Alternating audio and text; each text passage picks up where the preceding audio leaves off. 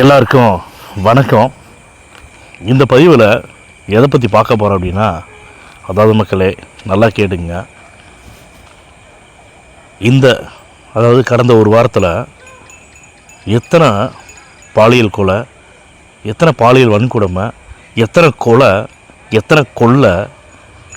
அப்போ இதெல்லாம் ஒரு மாநிலத்தில் அடுத்தடுத்து நடக்குதுன்னா அதுக்கு என்ன காரணம் மக்களே நீங்கள் சொல்லுங்கள்.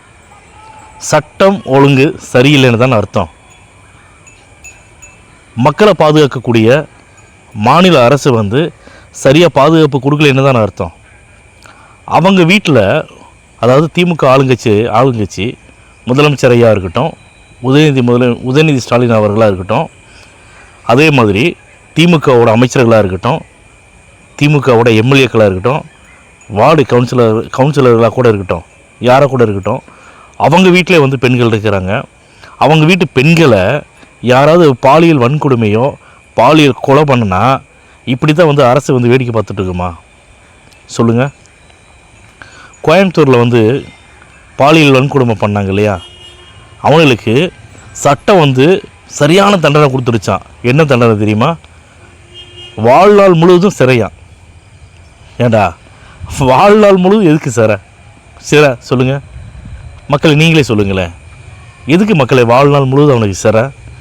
நடு ரோட்டில் நிற்க வச்சு அவனை சட்டப்படி ஆணுறுப்பு அறுத்து ஒருத்தனை கொலை பண்ணனா மட்டும்தான், அவனை கழுத்தறுத்து போட்டால் மட்டும்தான் அடுத்தவன் ஒரு பெண்ணை தொடறதுக்கு, பாலியல் கொலை பண்ணுறதுக்கு, பாலியல் வன்கொடுமை பண்ணுறதுக்கு அவனுக்கெல்லாம் பயம் வரும்.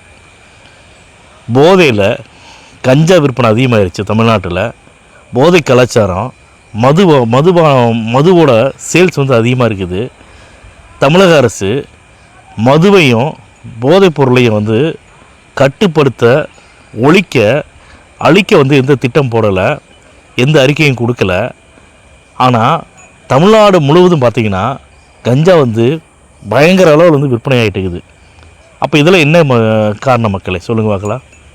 அப்போ தமிழக அரசை பொறுத்த வரைக்கும், திமுக ஆளுங்கட்சியை பொறுத்த வரைக்கும் எந்த வழியிலேருந்து வேணாலும் பணம் வரலாம், கெட்ட வழியிலேருந்து கூட பணம் வரலாம். ஆனால் தமிழக அரசுக்கு பணம் வரணும், அந்த சம்மந்தப்பட்ட அதிகாரிகளுக்கு பணம் வரணும், சம்மந்தப்பட்ட அமைச்சர்களாக இருக்கட்டும், எம்எல்ஏக்களாக இருக்கட்டும், அவங்களுக்கு பணம் வரணும்.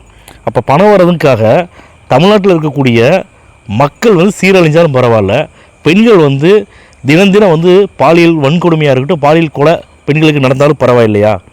இதெல்லாம் ஒழிக்கணும்னா தமிழக வெற்றி கழகத்தோட தலைவர் விஜய் அவர்களுக்கு தான் மக்களை ஓட்டு போட்டு ஜெயிக்க வைக்க